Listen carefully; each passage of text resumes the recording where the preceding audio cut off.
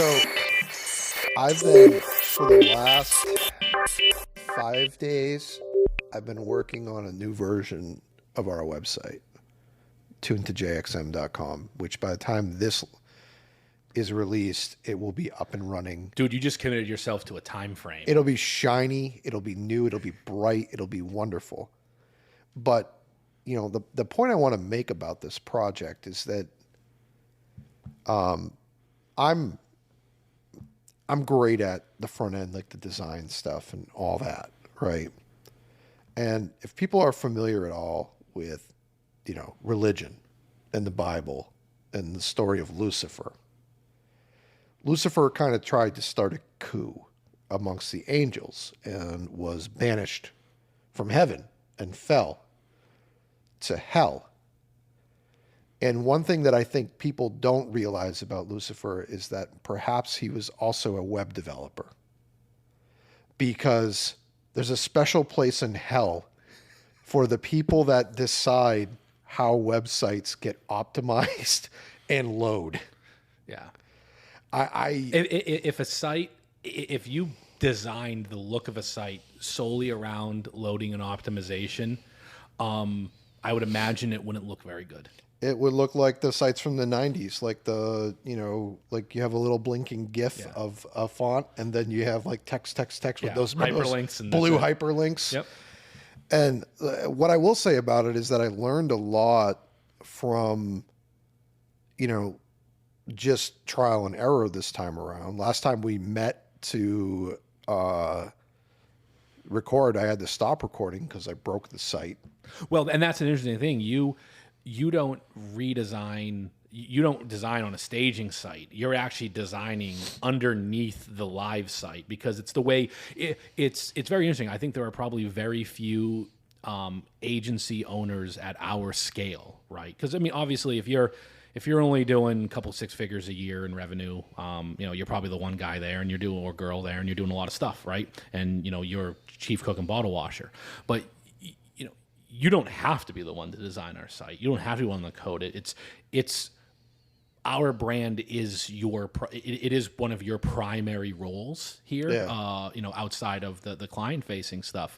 So this is, you choose to do it this way. Is there a reason why you do it, or is that's just how you do it? So it's how you do it. I think that we get the best out of me when I treat everything around me as another opportunity for creative output. And I don't get a lot of inspiration from telling someone else how to do something. So in the case of a website, what I would need to do is design it in its entirety and then hand it off to somebody to code it. And I also am an incredibly impatient person. And so taking 3 months for that to manifest, when I can do it in 5 days, doesn't make sense to me. And to be clear, the reason why it would take 3 months, because the things that you're asking for, usually on the coding end, aren't necessarily the easiest things to do. So it's, you just can't go to your average web developer, hand off the design you've created, and not have to make either a ton of concessions, which I know you're not going to do, or and not, you won't say this because you want to sound arrogant, but I will definitely say it for you. You will have to educate that individual on why they are wrong, that what you are asking for cannot be done. So at that point, you might as well just do the damn thing yourself.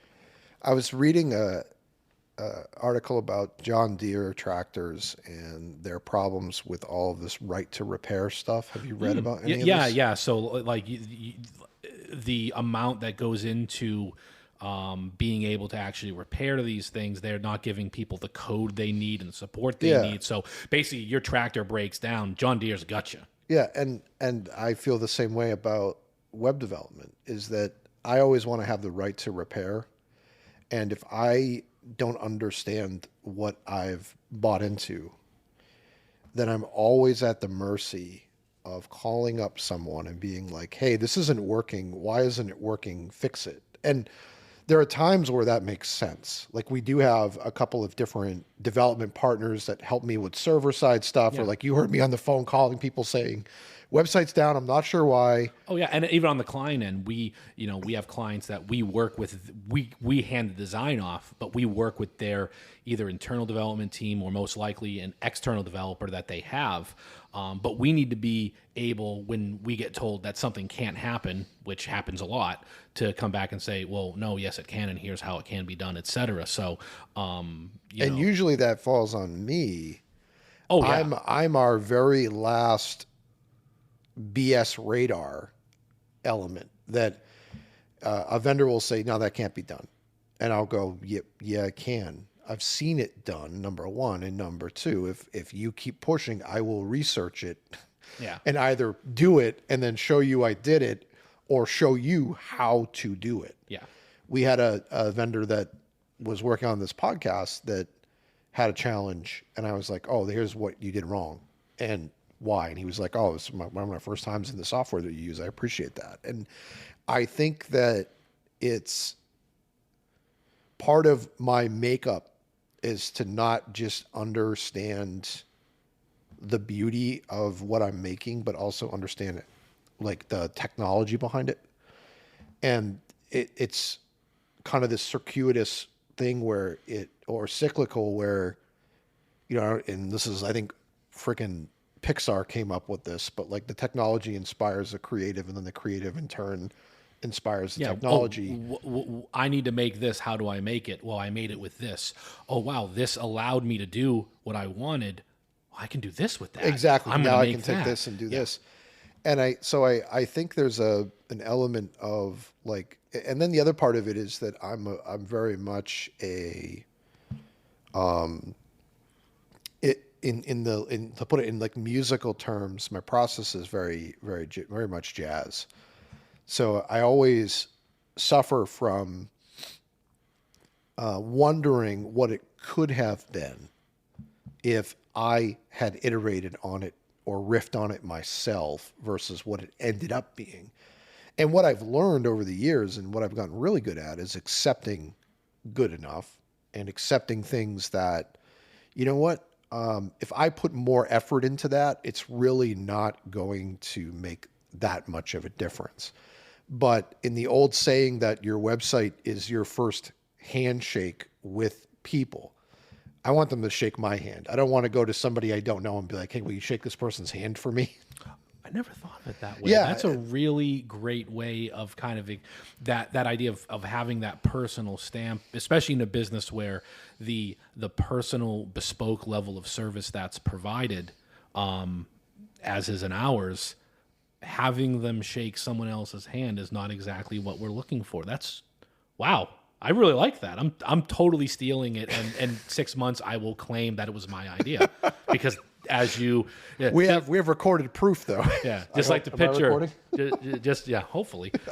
Just like the picture I sent you of the one seagull riding on top That of was the so seagull funny. that was flying, and I said, "This is pretty indicative of our career because I'm pretty sure everything you've ever come up with, 6 months later, I claim it as my idea." And what's funny, it's not out of malice. It's just that I'm. It's like I write my own narrative in arrears. Yeah. Which is funny because you said earlier when we were talking that, and like we all have moments where we want to go get in a time machine and punch past self in the face. Right. Yeah. But it's also, I think, self-preservation that you rewrite what happened in a narrative sense so that you don't dwell on it and go, oh, not that like Well, it's why eyewitness testimony is it's garbage. right. Because people are just recreating their past every single day. Right. And you're if you happen to be like me, I'm very forgetful of my failures. Probably because I move on from them quickly, and I really hold on to long-term successes. But the funny thing is that in the moment, I really focus on the failure, in like the 24 hours wrapped around it. And the success never ever feels good to me. It doesn't. I get almost nothing. Like, we're wrapping up our end of year numbers and all of that, and I'm never happy with it. Whether it increase, whatever. It's always, well, why not a little bit more? I have such that achievement malaise that always hits me of it. It's almost like there's a hole that I'm trying to fill with it that never ever, and not that like I'm a depressive or sad person, but the victory is never as sweet as the battle towards it. And I guess it's just, now I just accept it. I go, yep, that's how I'm going to feel. And that feeling's going to be there for a little bit, and then it's going to be done, and I'm going to move on. What's really, I think you asked me, like, you said that earlier, you don't seem to have that same challenge and I think I do, but I don't think it manifests that way. I think it's with art, and I think it's with creativity, that when I get to the end of something that I've made or had a big hand in, I can feel that same way. I can feel like the end result. And I think you've experienced this on the other side where I'll say something to you like, oh, that thing is going to be so awesome. Wait till you see it. And it'll be like 3 weeks out, and then 3 weeks later, you're like, dude, this thing is incredible. And I'm like, yeah, whatever. We did it. Yeah. It just dawned on me that the whole might actually be the absence of the journey.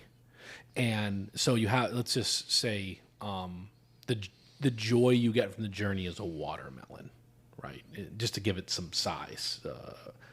And once the journey is over, that watermelon disappears and it leaves a gap, right? The success of that journey is an orange, and it goes into where that gap was.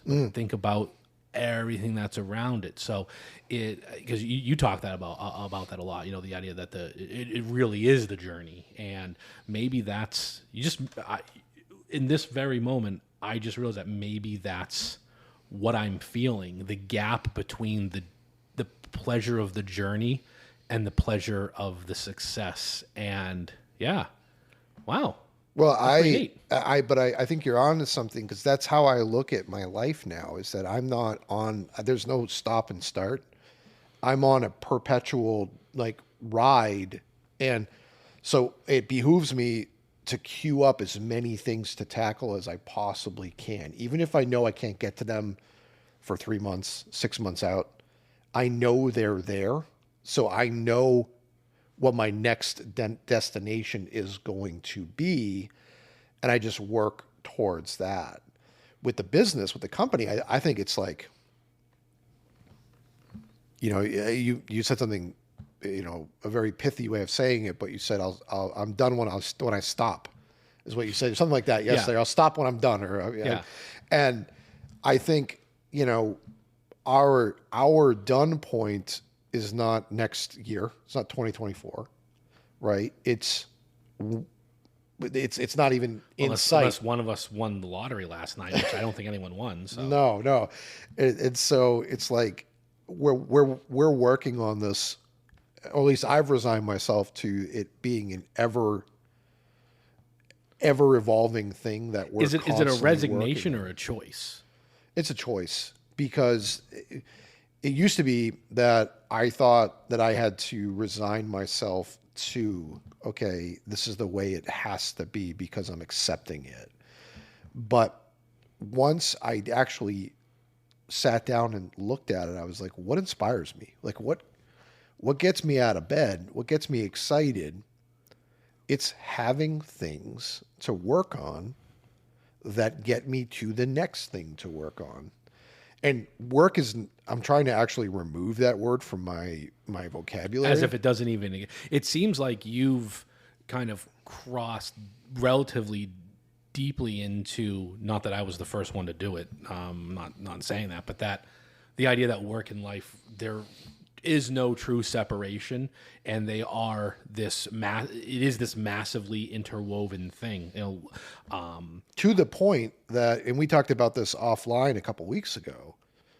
We were on the phone yapping, and you said, you know, sometime around 6 p.m. or 7 o'clock, I start to feel like I could get back on the computer and do more. Do a little something, yeah.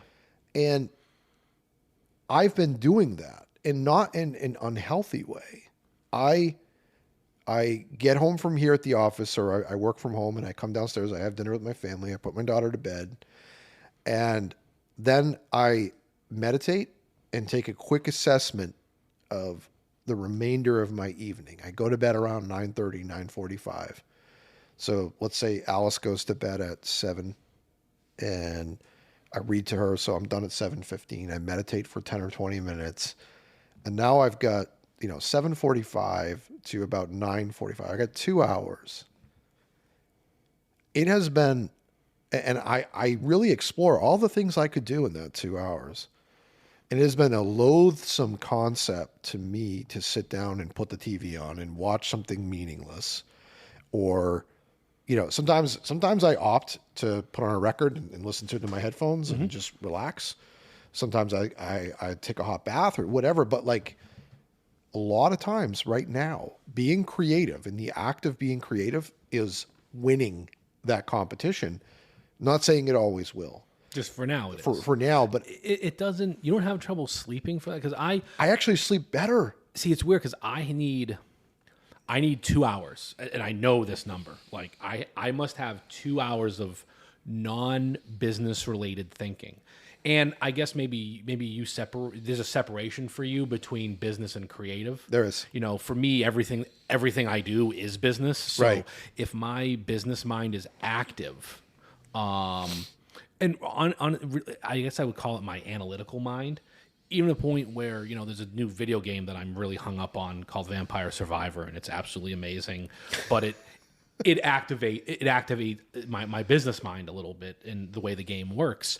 And I was really juiced into it, and I'm playing, and it's 7:15, and I had just finished a level. Then Jack sauntered downstairs, so I was playing. He's like, "Oh, can I play around?" So this is one of those games you can sit and watch another person playing. It's fun. So I was up till 8 o'clock. Wow. And I was doing that, and then I went and took a shower and got in bed and everything else, and I was dangerously close to that like red line of my business mind being lucky. I was able to fall asleep at 9. Like I'm like a met. I have the steps. This is my life is super regimented. It's how I like it. I want everything to be the same every single day. It's how I not really. I don't want the acts of the day to be the same. ACT, not AX.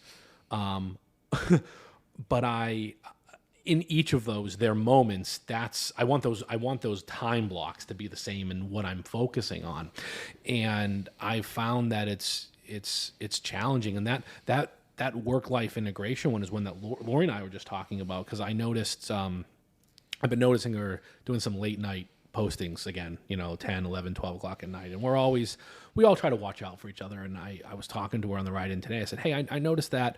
I just want to make sure that this is a choice and, you're not so swamped." She goes, "No, I've really been kind of looking at my life, and over the past few months with the new baby coming in, and kind of how I said that like the baby showed up one day at the door. Hey, how's it going? I'm the new baby. Little hat on. But she said, really from 2 to 5 o'clock. I mean, once the kids are here and everything else, I'm present, like, for the company. Like, I can respond to stuff, but I'm not getting not really getting any real work done. So, she's kind of getting a little bit more work done between 8 and 10, 8 and 11, but that's a choice she's making, and she's kind of not really working for 4 hours in the afternoon, and she's doing family time. I think John does something quasi similar there as well, where he does, he's a bit more of he sleeps 6 hours a night, though. I don't know how he does it. He goes to bed at 11 and wakes up at 4:30. No, man. Yeah, he doesn't need a lot of sleep, supposedly. It's just that's his style. I think that I'm somewhere in between that. I think everything that it's so cool to hear how everybody else works because I think we are becoming very much oriented around our Well, lifestyles. you're a seasonal guy, right? And I I'm don't mean yeah. weather. I've noticed you very much lean into whatever is working Yes. in the time. Like, so you're like, Yeah. oh, this must be the time for me to do this. And you, There will be and what I'm trying to be mindful of is what are the little things that I can do to stop myself from going too far down the path of a regimented lifestyle because I'm also I share a similar trait with you when it comes to making a rule. Like I want to keep that rule, and sometimes I'll keep that rule to my own harm. yeah, longer than it needs to stay around. Yeah, and so and then I have to do the hard work of realizing that the rule was arbitrary to begin with, and I'm As the only all one are. that doesn't realize it, and I go through a week or more of like this And you're mad at downness. something, and then you realize it's yourself because Yeah. you made a dumb rule. Yeah, and so I think that like last night, for example, I drive my wife crazy some nights because I'm like, manic's not the right. That's actually a clinical word, and it's not necessarily the right word. But I can be very energetic if I'm excited about something I'm working on, and I want to keep working on it. And there are times where I almost go, all right, you're dangerously close to the edge of Show me the blueprints. pushing yourself to a point where this is gonna hurt, Yeah. but you want to do it so bad. You're going to pay for it the next couple days. Or I think I'm going to pay for it. What I'm learning is that if I do a couple of key things before I start back up, it's much steadier. It's not, you know, like boom bust, boom bust, boom bust. It's like yesterday, I came in here. I got up. I love to get up and have a cup of coffee with Rachel, but she was, well, no, I had a cup of coffee with her. So we sat down and had coffee and we just sit in the living room and talk and the TV's off and there's nothing on and the dogs are just there and it's quiet. It's glorious. And then around, 9:30, I'm like, I'm going to scoot on over to the office and work. But I'm going to work at the office from 10 to 1. And then I'm going to get in the car and I'm going to drive home. And then I'm going to finish off my day upstairs in my office at home. And what's interesting about that is before I would look at that like a massive waste of time, the 30-minute drive to the office and the 30-minute drive back home and say, okay, that's an hour of my day that I wasted. But what it actually did was provide a nice break. Now, I picked a day where it was beautiful and sunny and blue skies and whatever. So it was a nice drive. It wasn't like, I wouldn't do it on like, a day like, It was snowing out or whatever. yeah, like a blizzard. But Or maybe you would because driving in a blizzard is fun. well, it is fun. It is fun. But so I'm like more thinking about this now, like, again, in that perpetual journey sense where it's like, there is no sacred time There's just time. that, like there's no sacred time where I need to do a specific thing. And when I first got, in the early times that we were running the business, I would read all these books and they would have all these different, prescriptions. All these methods for running, running your life. And it was like, everyone has it figured out in these books. Yeah. and I do believe that burnout is real, but I think that burnout happens when you push yourself beyond your limits. It can't be set to a certain time. You could work 80 hours a week and not feel burnt out if you, and I'm not saying that anybody do that. I'm saying that you can do that if you balance yourself and you've made that as a choice. Yeah. But if you know that, you know, and I've never been able to do this, so I don't want to say it like I know for a fact, but like, let's say you're running a marathon and you finish the marathon, but you just decide to keep running, like Forrest Gump, I guess. Yeah. But like I'm done now. these feats that do happen, it's because the people that do them want to do them. And I think that's the difference is if you stop and go, I don't want to do this right now. Yeah. Well, it's fine to have the structure. You know, I have a very regimented structure to each of my days, even on the weekends. But I also don't always follow it. But it's a choice. This morning was an off day for the gym, so I got up at the time like I was going to the gym, and I said I feel like getting some work done today. Now, normally I'll sit down and that sounded like I never get any work done. Today, I'm actually going to get something done. But I'll usually read for about an hour and change in the morning, and for a while when I was trying to build that habit, I was even doing it when I didn't want to. What I found is that you need to do it when you don't want to build the habit. Once you build the habit, it is okay to go, you know what? I'm not going to do it because I know I'm going to get right back into the next day. It's the gym, very similar. You know, I used to really fight not going for any it's a blizzard out. I gotta go. I have to go, or else if I don't go, I'm never going to go again. And you know, that was probably true the first. You know, people say, 45 days will have it. Personally, for me, I'm going to call BS. I need like a year to really etch that into myself.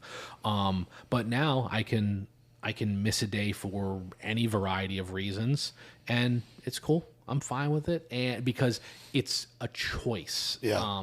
So I have a plan by design, and then I diverge from that plan by choice. Now, when I have to diverge to from that plan, and I'm forced to, then I'm incredibly unhappy. I haven't squared that circle yet of accepting that outside forces can mess with my plans. So, whatever. What do you do when all of the things that you do to distract you, you just don't want to do them? What do you mean? Like, let me give you an example. Like, last night I finished around 5:30 working on this project that I'm on, and I was still thinking about it. I was still into it. I was still stoked on it, but I got to spend time with my family. You know, they deserve that. And I want to. I know I want to, and so I go have dinner with the girls, and then we're hanging out and we're playing, and then I read to my daughter, and now I'm like, okay, I could jump back into this, or I can let some of this enthusiasm build up until the morning, which, you know, I was here at like 8:30 because of that. But Mingy, you actually saw the sun I did. No, rise. yeah. I mean, you always see the sun. Yeah, the sun's in the sky sometimes, I hope. But What I'm getting across is that that feels early for you. That's what I'm trying to say. Yeah, I mean, and it depends on to your point earlier, it depends on the season. But, you know, I have my go-tos. It's like, you know, just like everybody else does. You have television and all of a sudden we have all these streaming services with nothing to watch. Like we used to have cable with 250 channels and nothing to watch. Yeah. And maybe that's just me right now. I'm just in this like, No, you're right. There's not good. nothing. And so TV's off. So then I'm like, okay, well, I've listened to like every record in my record collection, and I can listen to a couple of my favorites. Maybe I'll do that for a little bit. So do that for a little bit. But I ended up sitting at my table with markers and just drawing because that was the thing that kept me preoccupied in my mind. And like, but if that didn't work and video games didn't work, I'm out of things. See, that's hard because video, like, I might as well go to bed and lay and stare at the ceiling because I got nothing left. yeah, and sometimes that's okay too. You Yeah. know, I mean, the video games for me, especially because I mostly play things that give the false sense of achievement. So, I want to go and play World of Tanks and, work towards the next, the Jag Panther that I'm going after, the tank destroyer. And, it's going to take forever to get to it. And I'm grinding a little bit towards that. Or, this other new, Vampire Survivor, which, if you have an Xbox, please play it. It's so good. And you don't like, and that's why you don't like Elden Ring, right? Because you're not working towards anything. You're just kind of running around fighting people. The reason why I don't like Elden Ring is that it doesn't have a good system to allow for casual playing, and I get it. They made that choice, and that's fine. I don't begrudge that choice, but I need a game that I can walk away from for weeks and come back and and within a half an hour be like, all right, this is the score, this is what I'm doing. And that game did not at all feel to me, and initially playing it, like I was going to be able to do that. And when I was first getting going in life, I played a lot of video games, and I got a lot of very empty achievement feelings out of how good I was at something. I was good at Battlefield 2. I was really, really good. And I had one of the highest rankings in the world with the knife in that game. So it wasn't bad. That's an empty achievement. Really, yeah. It doesn't really give me anything, and I have a hard time when there's work, when I can do work, right? Because oddly enough, work feels like a giant video. It feels like a giant video game, and now that we've built the OS that we have on the back of ClickUp, it really feels like I'm playing a giant video game doing work. So I've actually kind of gamified the management of the business for myself. So a lot of times I'm like, well, I could go play Fallout, but I'd rather work on the character JXM and get the next achievement there, the next perk, because those are all real things. When I achieve something for the business, it's real, it's tangible, and it matters. When I get the next weapon upgrade in a video game, it's not an achievement. It's a fake achievement. Now, I'm not going to say it isn't fun. I play video games to allow just the world melts away, and I'm doing the thing, and I like that. Same reason why I read fiction before bed. I won't read nonfiction, I won't read history, nothing but fiction, because anything else will activate, my lizard mind, and he needs to go to sleep. So I only read fiction and explore a world and something that I can get lost in. That's what video games does for me. But if I didn't have a thing, I might be in some trouble. Yeah, and that's the challenge that I lately, because just this. You need to get your Xbox again. Well, nothing is as interesting as what I'm working on. That's all it is. It's like you just said it. Really Vampire well. Survivor is pretty interesting. That's the fourth time I've brought it up. They're not sponsoring us. They're not. No, they're not. But they. I'm gonna include them in the notes.